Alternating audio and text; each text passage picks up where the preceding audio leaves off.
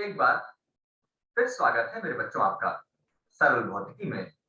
और आज का ये वीडियो जो मैंने बनाया है ये बेसिकली उन बच्चों के लिए है जिनका अभी 10th का बोर्ड या 12th का बोर्ड का रिजल्ट आया है। इसमें बहुत सारे बच्चों की क्वेरी है कि कई बार उनको ऐसा लग रहा है कि उनके मार्क्स उतने अच्छे नहीं आए हैं जितना उन्होंने एक्सपेक्ट किया था, या कहीं ना कहीं उनको लगता है कि उनका पेपर इससे अच्छा हुआ था जैसे उनके मार्क्स आए हैं। तो बड़ा एक कॉमन सा क्वेश्चन आ रहा है कि आखिर हम अपने मार्क्स को या अपनी कॉपी को किस तरीके से दोबारा रीचेक करा सकते हैं, क्या उसका प्रोसीजर है। तो मेरे बच्चों, वीडियो के लास्ट तक आप जुड़े रहिएगा। आज मैं आपको एक एक पॉइंट बताऊंगा कि किस तरीके से आप इस प्रोसीजर को पूरा कर सकते हो और अपनी कॉपी को की स्क्रूटनी करा सकते हो, रीचेक करा सकते हो, जिससे आपका संभवतः रिजल्ट बदल भी जाए। ठीक, तो चलिए आइए शुरू करते हैं। सबसे पहले जिन भी बच्चों को स्क्रूटनी करानी है, आपको सिंपल ऑनलाइन फॉर्म भरना है। तो कैसे भरना है जरा इसको देख लेते हैं। जरा मैं अपने आप पहले छोटा कर देता हूँ जिससे आप आराम से इस चीज को देख पाओ। सबसे पहले आपको क्या करना है मेरे बच्चों, सबसे पहले आपको जाना है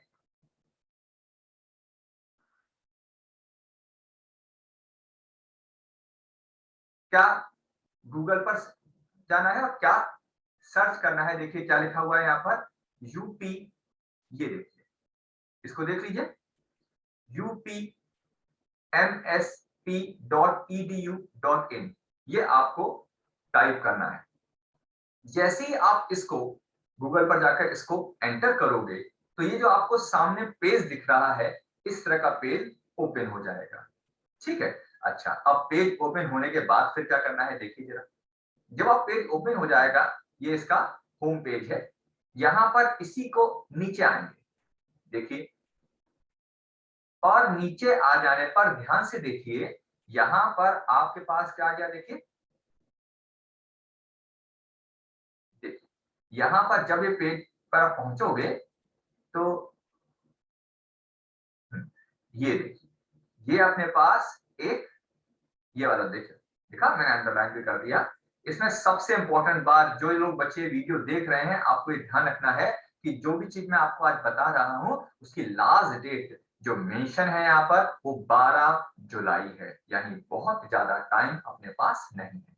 ठीक है, तो आपको ये जो बीच में लाइन है जहां लिखा है हाई स्कूल इंटरमीडिएट की उत्तर पुस्तिकाओं की संनिरीक्षा या स्क्रूटनी के लिए आवेदन ऑनलाइन, आवेदन ध्यान रखने वाली बात है, ये आवेदन ऑनलाइन ही होना है।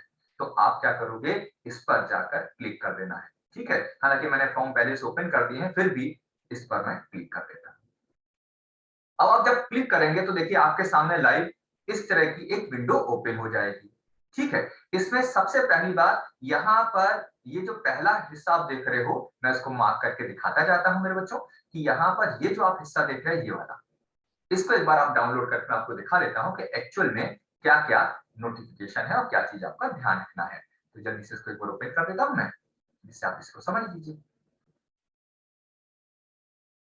अब ध्यान देने वाली बात, इस नोटिफिकेशन को अच्छे से देख लीजिए। सबसे पहली बात जो यहाँ पर आ जाती है कि कैसे कैसे फॉर्म भरना है, क्या फीस है। तो यहाँ सबसे इंपॉर्टेंट बात की तरफ मैं आपका ध्यान थोड़ा सा ले आना चाहूंगा। यहाँ पर बस इसको छोटा कर देते हैं, देखिएगा थोड़ा बच्चों। यहाँ पर सबसे पहली बात है जिसको मैं हाईलाइट करता चलता हूँ, आप जितने भी सब्जेक्ट की कॉपी को रीचेक करवाएंगे तो सबसे एक सब्जेक्ट का जो शुल्क है वो 500 रुपए प्रति प्रश्न पत्र की दर से है। यानी अगर आप एक सब्जेक्ट की स्क्रूटनी, एक प्रश्न पत्र की स्क्रूटनी कराते हो तो 500 रुपए, दो पत्रों की स्क्रूटनी कराना चाहते हो तो 200 रुपए।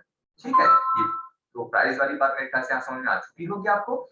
अच्छा, इसके बाद फिर क्या करना है यहाँ पर, इसमें ये दो चीजें बड़ी इंपॉर्टेंट है। ये बार बार मैं आपका ध्यान डेट की तरफ ला रहा हूं क्योंकि इसमें साफ कहा गया है कि आपका ऑनलाइन आप प्रपत्र भरोगे, जो मैं भी आपको बताऊंगा कैसे भरोगे, फिर उसको डाउनलोड करोगे, एक चालान भरा जाएगा और फिर वो चालान डाक के माध्यम से, फॉर्म आपने जो फॉर्म डाउनलोड किया है वो फॉर्म और चालान ये डाक के माध्यम से 12 जुलाई से पहले पहले निर्धारित पते पर पहुंच जाना है। निश्चित रूप से अगर इसके बाद जाता है तो उस पर विचार नहीं किया जाएगा। यहाँ पर देखिए स्पष्ट इन्होंने लिख दिया है। तो यहाँ पर मैं आगे कुछ ही बताने से पहले आपको इसको लेकर बिल्कुल क्लियर कर दूं। देखिए साफ लिखा हुआ है, इस पर थोड़ा ध्यान दीजिएगा। देखिए एक तो प्राइस वाली बात समझ में आ गई होगी, ठीक है, 500 रुपए पर प्रश्न पत्र। और दूसरी बात जो समझ में आ गई होगी, तो जरा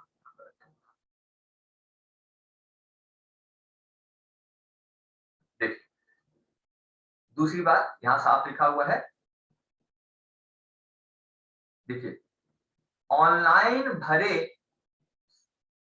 सन्नी परीक्षा आवेदन के विवरणों को डाउनलोड कर, यानी फॉर्म ऑनलाइन भरोगे, उसको डाउनलोड करोगे, उसका प्रिंट आउट ले लिया आपने, फिर उसको मूल चालान पत्र, यानी आप जो चालान भरोगे वो मूल चालान पत्र को उसके सत्यापन हेतु संलग्न कर उसे रजिस्टर्ड डाक से परिषद के संबंधित क्षेत्रीय कार्यालय, जैसे अपना क्षेत्रीय कार्यालय, जैसे मैं आगरा में हूं तो ये मेरठ है, तो मेरठ को निर्धारित तिथि 12 जुलाई 2022 तक प्रेषित करेंगे। क्षेत्रीय कार्यालय में बिना ऑनलाइन के सीधे अथवा कोरियर अथवा डाक से भेजा गया कोई भी आवेदन पत्र स्वीकार नहीं किया जाएगा।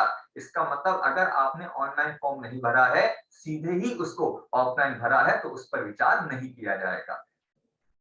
दिनांक 12 जुलाई के पश्चात जमा किए गए चालान के साथ प्रेषित सन्नी परीक्षा के आवेदन पत्र पर किसी प्रकार की कार्यवाही किया जाना संभव नहीं होगा। यानी अगर आप 12 जुलाई के बाद इसको भेजोगे तो उस पर कोई कार्रवाई नहीं होगी। ठीक है, तो ये तो बात हो गई सूचना की। अब आ जाते हैं कि किस तरीके से आप ऑनलाइन फॉर्म को भरोगे। ठीक है, चलो देखो, अब ऑनलाइन फॉर्म पर फिर वहीं चलते हैं वापस अपन लोग।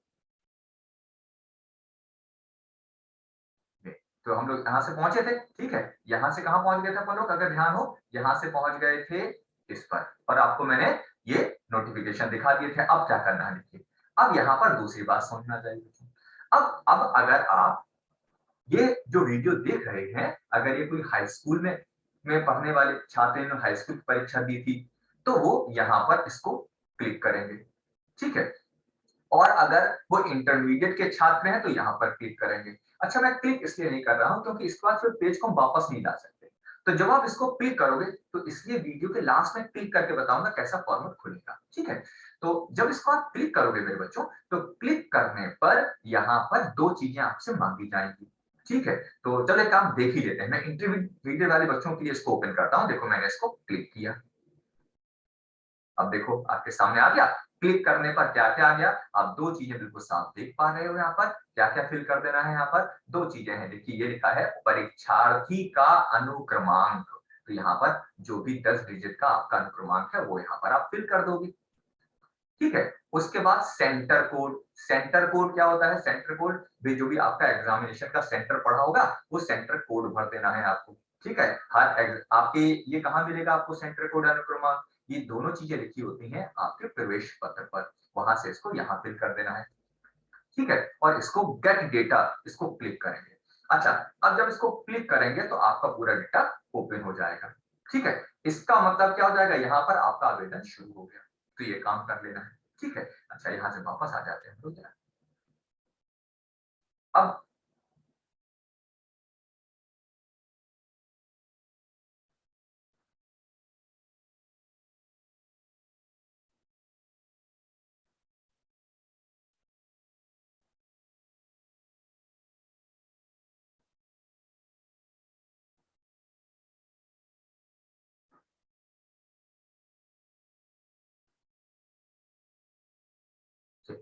फिर हम वापस उस साइट पर पहुंचते हैं वापस।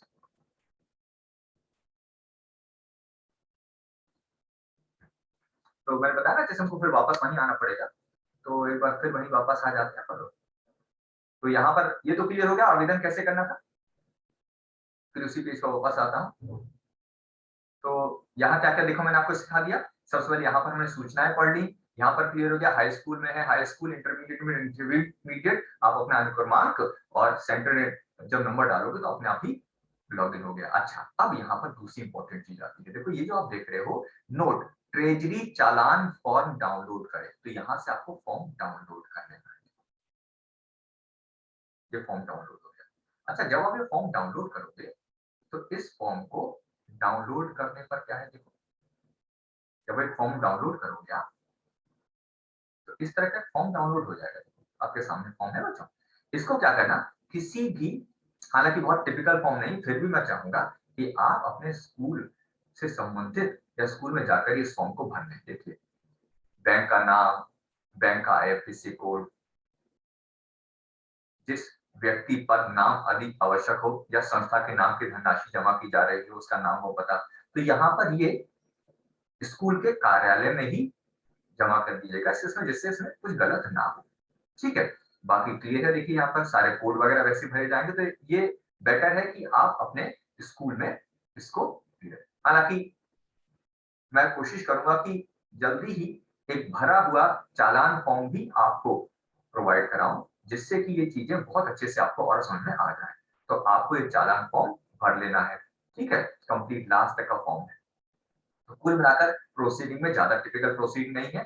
कुल मिलाकर यहाँ तक क्लियर हो गई हुई मेरी बात कि आपको क्या करना था। सबसे पहले क्या करना था, देखो एक बार जल्दी से रिवाइज कर लेते हैं। हमको इस साइट पर जाना है, ठीक है, जिसका नाम क्या है, देखो ये है upmsp.edu.in।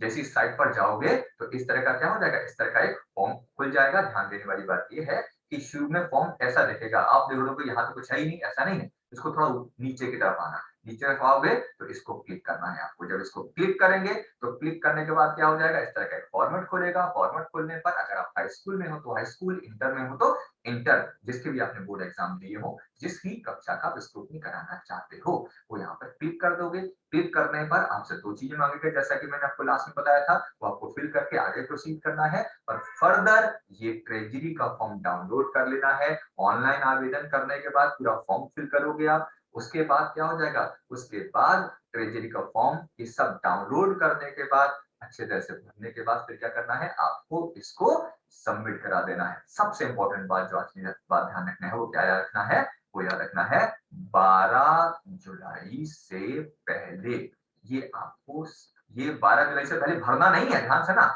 12 जुलाई से पहले भरना नहीं है, 12 जुलाई से पहले भरकर ये क्षेत्रीय कार्यालय में पहुंच जाना चाहिए। 12 जुलाई के बाद अगर आप ये पहुंचते हो, जैसे आपने मान लो 12 को भरा, अब 12 को जब पोस्ट करोगे तो 12 को तो नहीं पहुंचेगा ना, और पहुंचना ऑनलाइन है, हाथ से आप जमा नहीं कर पाओगे इसको, तो इसलिए इसको पहले समय से भर लें।